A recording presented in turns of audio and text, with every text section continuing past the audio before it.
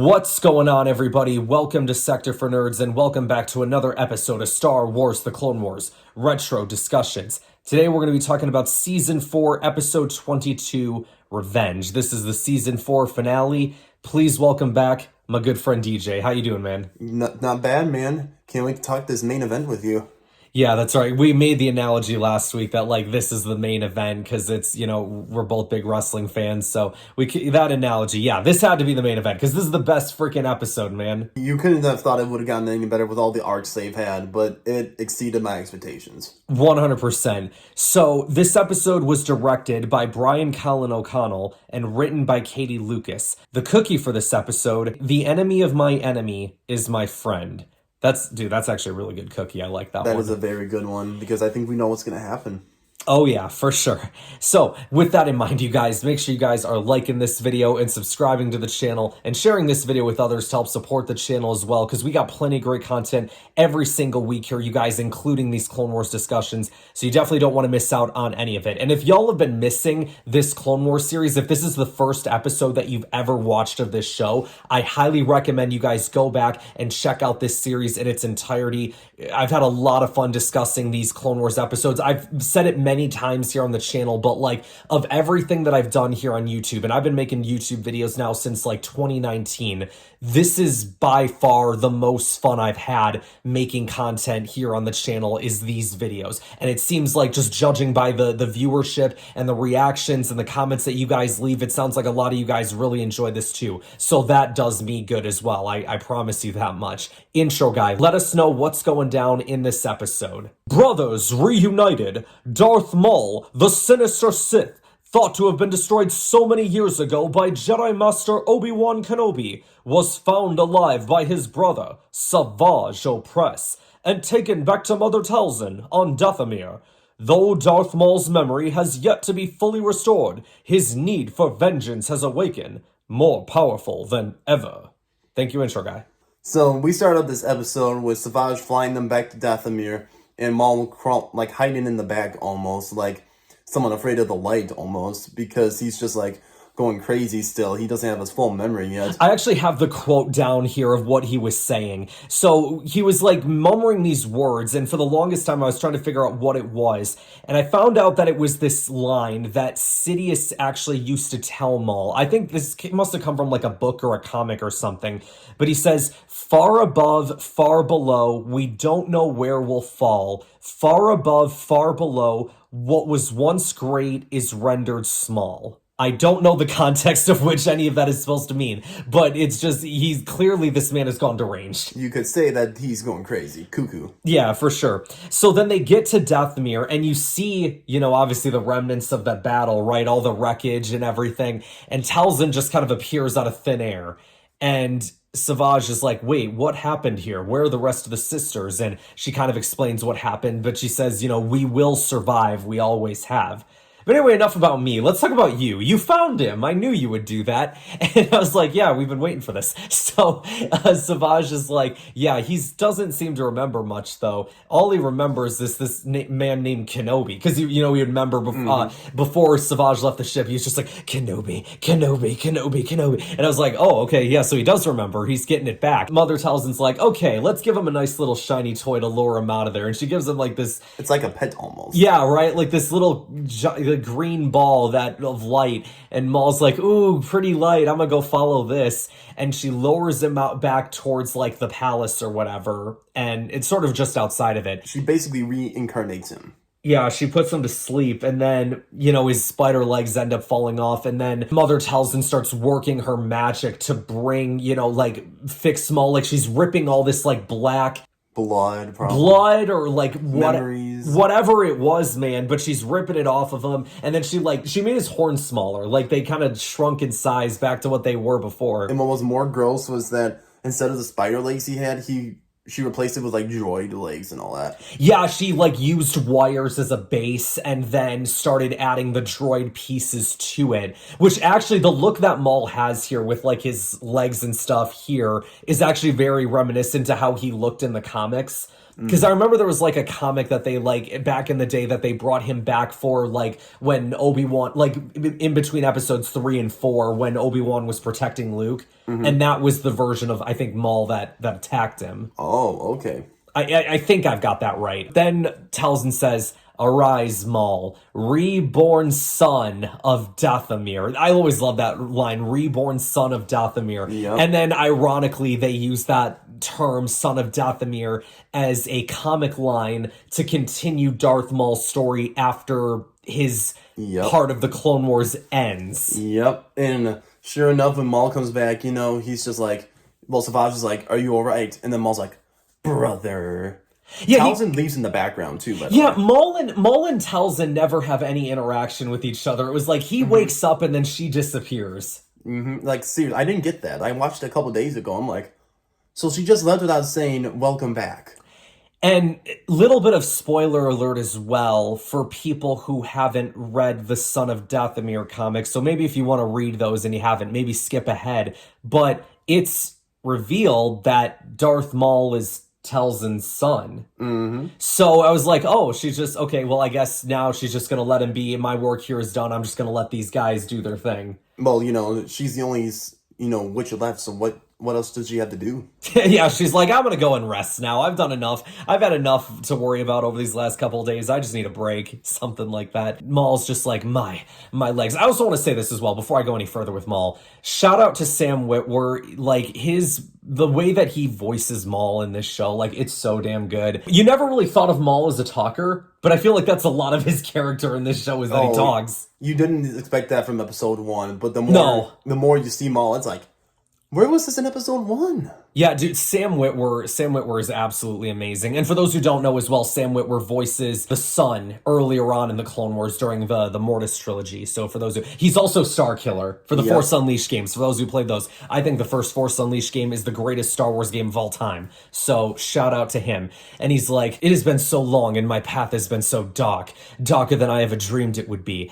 And Savage is like, "And yet you survived." And he tries to stand up. The first part of this episode is Maul trying to like come to grips with everything, right? So he's first trying to test out the legs, like, okay, I need to figure out how to do this here. All right, I'm gonna start running. That should work out fine. And then the next thing you know, he goes outside and just lets out this like big scream.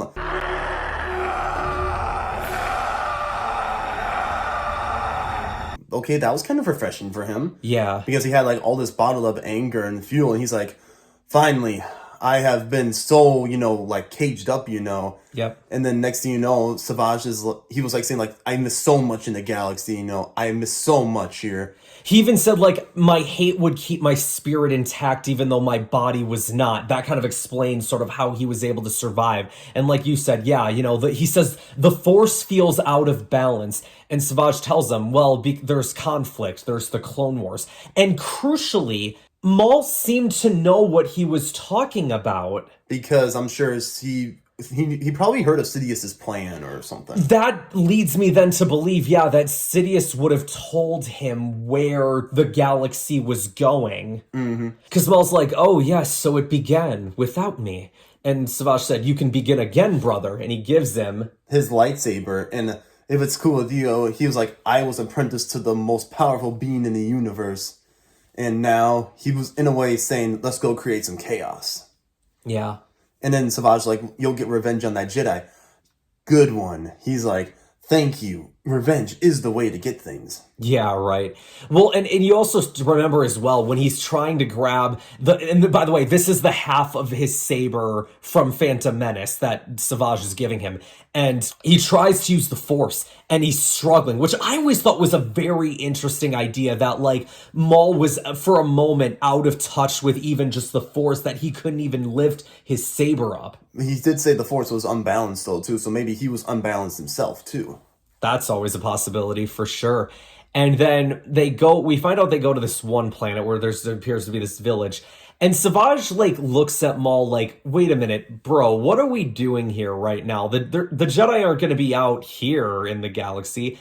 And Maul's like, in a galaxy at war, Savage, there is only one way to get the attention of the Jedi. Slaughter of the innocent. And he turns on his lightsaber. It was very, like, Anakin turning on his lightsaber in front of the younglings sort of the moment. And, like, they were running up to the ship, too, because they thought it was a supply ship at first, too. Yep. And then when you saw the lightsaber click, it's like, oh boy. And then we go, back to Coruscant, where the hologram is in the briefing room, whatever. And then Maul's like, there'll be more blood on your hands, Kenobi, if you don't come and fight me like a man. And then Kenobi's just sitting there like, do my eyes betray me? Or is this true? And then the council's like, what do we do here? And then everyone's just like, Kenobi, don't do this. But Kenobi's like, and this was funny too. He was like, I defeated him once. I can defeat him again. And then Windu's like cautious, like, I don't agree with this. You shouldn't. But then Yoda's like, finish what you started. Yeah, he finished what he started long ago. Obi-Wan must. And I'm like, that line just hits hard too, because it's like, yeah, this is now like, okay, well, surely if anybody's gonna kill Maul, it's gotta be the guy that was supposedly supposed to do it in The Phantom Menace, right? Like, surely. And I'm like, yeah, I feel like now Obi-Wan kind of needs this, right? To, like, finally put this to bed. And he kind of leaves, but Mace is like, if this is indeed Darth Maul, his capture is far too important to leave it to Obi-Wan alone. And Yoda tells him he might have an unexpected ally in this battle. He says, trust the Force, we must. Which brings up the question, did he know that Ventress turned? Yes, he did. Yeah, I think he would have known that, or at least know, like, that there is an unexpected ally here. She was presumed dead, right? Yep. So I think maybe if the word got out that she was still alive, then yeah, maybe they could have the council probably could have put 2 and 2 together that Dooku betrayed her. Mm-hmm. But yeah, so we cut to the same bar on Cantina that she's been this whole time, right, for the past couple episodes. Mm-hmm. And the bounty hunters are, like, looking at the transmitter, looking at bounties, looking who they can go after. And they're like, whoa, this guy's worth 1 million credits. Who is this savage Opress? And Ventress immediately was like, don't even think about it, boys. I got this one. And she just, like, shoves the guy, like, get out of here. Yep. And then, gets Savage on her hologram, whatever. And then she's already going off like, oh, maybe that's the unexpected ally. Yeah, at that point I was like, okay, we have our unexpected ally right here. It's going to be Ventress, surely. I think it's interesting that Savage, I think, probably throughout this as well, was probably like, man, what did I get myself into here with my brother? Because, like, Savage was never really like Maul, right? Like, no. He was always the guy that was helping his fellow brother and everything. Like, he was never about, like, all this, like, senseless killing and things like that. But he's gotten wrapped up with, like, the Night Sisters, then with Dooku, now with Maul. It's poor Savage, man. Like, he never really got the full experience because, he's been with the Night Sisters as their puppet, Dooku, and now he's always been serving someone else's story. Mm-hmm. Yeah, and it's like, wow, he doesn't get his own story, huh? Yeah, for sure. But then Kenobi goes, and then Maul's like, I have been waiting for you, and like I've been fueled by my hatred of you. And then he was like saying some other things, like after I killed your master, as you stood there watching, doing nothing, and then Kenobi's like, oh my God, it is you. Yep, he's like, oh crap, it is you. Because he was like, if he brought up that moment of that painful memory, then that is true. Maul has this line that I really enjoy in there too. He's like, you may have forgotten me, but I will never forget you. You cannot imagine the depths I would go to stay alive, fueled by my singular hatred for you. And Obi-Wan just follows it up with, that may be so, but I've defeated you before, and I can defeat you again. And he goes into that pose. Oh yeah, and there's another Maul quote too earlier when Kenobi's like, I'm not sure I'm acquainted with you or whatever. Yeah. And then he's like, how easy, you could have forgotten about me, and then went into that quote that you said. Yeah, for sure. Yeah, dude, oh my gosh, this is so good. And Maul's like, yeah, you know what, bro, don't be so certain that you can defeat me so easily. And all of a sudden, Savage pops up from behind Obi-Wan, and Obi-Wan just goes, you? Because remember, Obi-Wan had fought Savage before last season, so he knows of him. So Obi-Wan right now is confused as all get up as to what's going on, and it just ends up being like this 2-on-1 handicap situation, and they take out... Savage hits Maul with a clothesline after Maul force pushes him, so that was sick, and then just, boom, knockout punch with the saber at hand to Obi-Wan. And Kenobi's just awesome at these, like, funny quotes. He's like, I gotta say, those legs make you look... Wait, no, not that one yet. He said, man, I should have went for your head. Yeah, he's like, when I cut you in half, I should have aimed for your neck instead. And then Savage just gets like pissed off. It's just like when Thanos said he should have gone for the head. Yeah, right, for real, dude. Oh my gosh, you're right. Now, Ventress, in the meanwhile, lands on the planet that they're on, and she's kind of like just sneaking her way through the forest. She sees the ship, makes her way to it, and as they're taking off, Ventress ends up sneaking aboard the ship. Oh yeah, he did say one thing because Maul's like, any last words? Those legs make you look taller. As you know, he's not getting his butt kicked already. Yeah, dude. You know what, though? In all honesty, though, man, at that point, fair enough. It's like Obi-Wan's already screwed as it is. It's like, if you're gonna go down, man, like, just go down just, like, shooting your best shots, man. Like, that's all you gotta do at that point. And then Ventress is like, well, if it isn't my old apprentice Savage. And then Savage, is like all triggered, and then Maul's like, who's this? A witch. Looks like he's half the man you are, Savage. Like, Ventress is out here just shooting her shots, too. Like, I was looking for a challenge, not some cast-offs from the Knight Brothers clan. Yep, and then I'm just like, were Kenobi and Ventress meant to be together? Because, they have those one-liners, Oh, gosh, yeah. And they were kind of flirting while fighting on Christophus, too. It's like... Yeah. Dude, you know, it's actually funny that you mentioned that, dude. Imagine you watch that Clone Wars movie and you get put in like a time capsule and taken to this episode. You'd be like, how did we get here? Yeah, you have to wonder, how did we get there? You have Obi-Wan and Ventress fighting each other. Then you go from that to like them teaming up against this guy named Savage Opress, and freaking Darth Maul is back. Like, how did we get here? If you were like to time travel from that episode to that one, you'd be like, okay, there's a lot I missed. I gotta, where did I go? Yeah. So then they end up, Ventress makes them think that she left the room, right? So then they jump off the platform and go after her. And meanwhile, Ventress is still in the room. She's trying to wake up Obi-Wan, right? Like, don't tell me someone's knocked the fight out of you, Obi-Wan. Wake up. She just slaps him. That's what I'm talking about. Like, the flirting, Yeah. Well, and then Obi-Wan's like, he wakes up and is like, when did you become the good guy? Huh, what a lovely sight to wake up to. Like, seriously. What is with these, like, Jedi, that are, like, Anakin's always flirting, Kenobi's flirting, like... Well, Ventress didn't really seem much interested afterward, because she's like, don't flatter yourself, Kenobi. You've never really been much to look at, especially right now. Well, that's what they say, but, deep down, Yeah, maybe. But then, Savage and Maul come back, and then... Oh, here we go. And then Ventress is like, here, you're gonna need something. He's like, the best quote, when she's like, I want it back. He's like, red's not my color. I want that back. That's fine. Red's not my color. This fight, oh my gosh, dude. It was very good.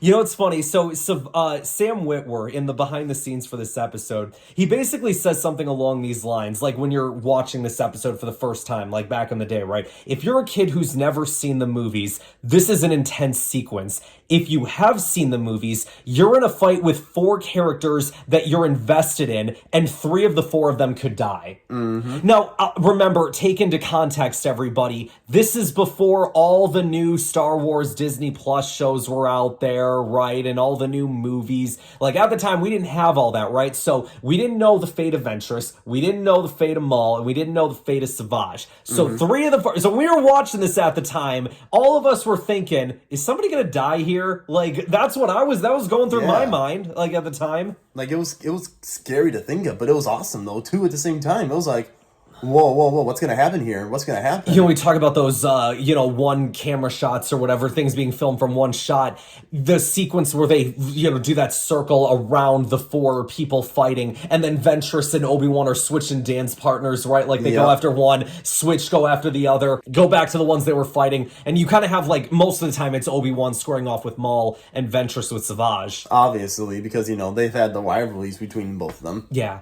And, Ventress loses her lightsaber earlier on, too. But then Kenobi gets his lightsaber and then throws that other one back. Yeah, Ventress, like, jumps on top of Savage's head and starts punching the spot where there's no horn, like, like a weak spot almost. And then, like you say, Obi-Wan sees that Ventress doesn't have her saber, so he's like, Ventress, catch! And then just right in time before Savage gets in there. But all 4 people for a little while were all holding red lightsabers. That's pretty cool. That was pretty epic to see Kenobi with a red lightsaber for once. But then we get Obi-Wan going up against Maul. And really, the last bit bit of this, like the next part of this fight here, it's like, all right, we're going to cut away from all the Ventress and Savage stuff. We got to make this about who this episode is really about. And that's these two rivals right here. And they start going at it down like this cargo hallway. And Maul starts taunting Obi-Wan. Your master, Qui-Gon Jinn.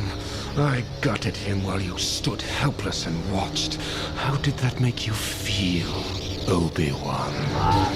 And really, for the first time, I think ever, we see Obi-Wan lash out in anger. Because that was the one moment that's always haunted him, because there was nothing he could have done. He's staring his past right in the face. And now he feels like, I have to do this for my master before this dude messes with anybody else. He starts lashing out in anger. He's like, you killed my master. I'm going to frickin' end you. And then Maul's like, your anger has unbalanced you. That is not the Jedi way. The funny thing about Obi-Wan we've always said is like a true Jedi, right? Like he knows what's right, what's wrong, the good from the bad. And he's always had like this, like Obi-Wan's style when it comes to saber battling has always been a defensive style. But here he tries to go on the offensive, and every time it bites him in the butt, because he tries to go after Maul out of anger, and Maul kicks him across the room. Then Obi-Wan immediately gets up and tries to go for him again, and Maul kicks him off the platform. So it's like Obi-Wan's not having much luck here. Well, there's a reason he's more of the defense, not the offense. Yeah, Obi-Wan's not used to that. And again, Maul had already gotten in his head. Maul was living rent-free in his head when he started talking about Qui-Gon like that. There's always a couple of triggers, like with Maul, it's Kenobi.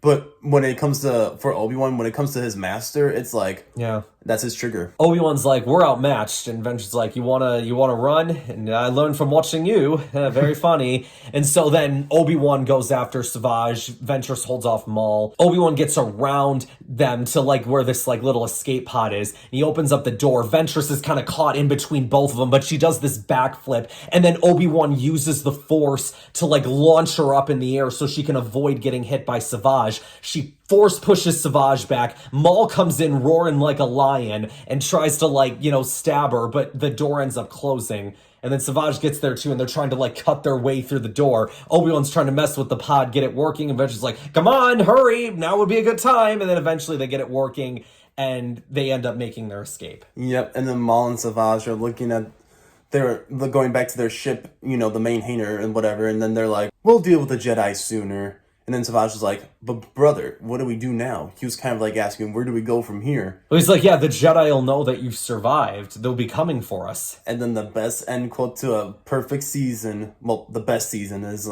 I am counting on it. I love it. I love it. Oh, I was like, that gave me chills, man. I was like, okay, dude, give me season 5 right now. I need this. I was so in love with this storyline at this point. Man. Oh, I loved it. Honestly, season 4 is, when we're doing these discussions, the best season, honestly. Is this your favorite season in all of Clone Wars? Honestly, yeah, with all the arcs. I would say this is probably my second favorite season behind 5, because I really enjoyed season 5. 5 was very good, don't get me wrong, yeah. But 4 had so many good Clone Wars related battles that were nice. Yeah, for sure, for sure.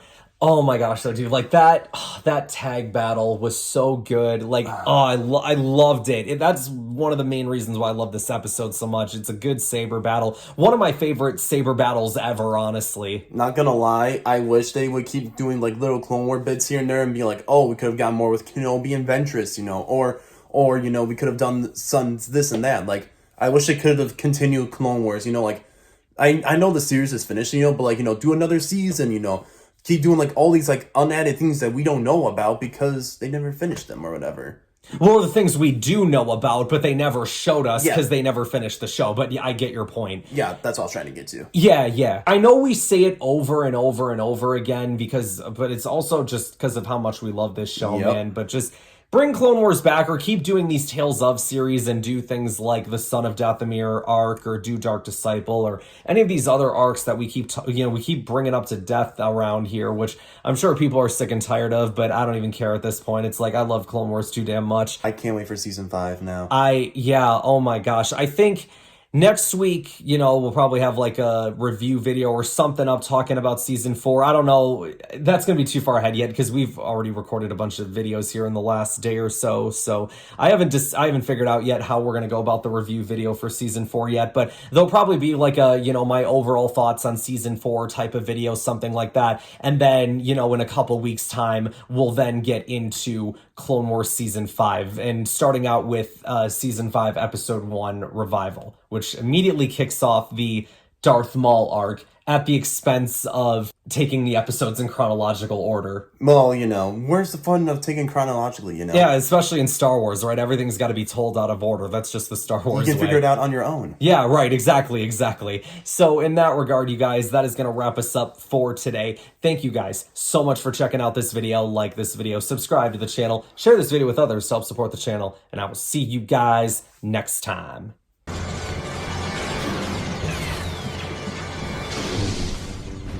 Throwing in with pirates now. Oh, how the mighty Sith have fallen.